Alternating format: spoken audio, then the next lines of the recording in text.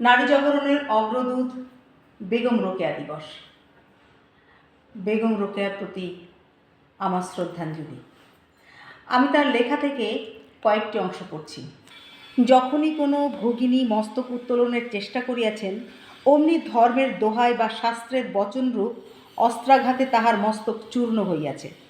আমরা প্রথমত যাহা মানি নাই, তাহা পরে ধর্মের আদেশ ভাবিয়া শিরোধার্য করিয়াছি। আমাদিগকে অন্ধকারে রাখিবার জন্য পুরুষগণ ওই ধর্মগ্রন্থগুলিকে ঈশ্বরের আদেশপত্র বলিয়া প্রচার করিয়াছেন।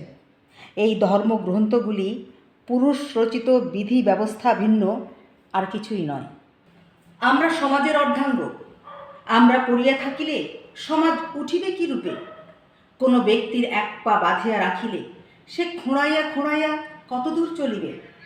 পুরুষের স্বার্থ এবং আমাদের স্বার্থ ভিন্ন নহে। তাহাদের জীবনের উদ্দেশ্য বা লক্ষ্য যাহা, আমাদেরও তাহাই।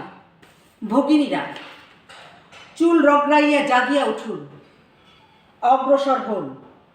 মাথা ঠুকিয়া বলো, মা, আমরা পশু নই। বলো ভগিনী, আমরা আসবাব নই। বলো কন্যে, আমরা জড় অলঙ্কার রূপে লোহার সিন্ধুকে আবদ্ধ থাকিবার বস্তু নই। সকলে সমস্বরে বলো, আমরা মানুষ।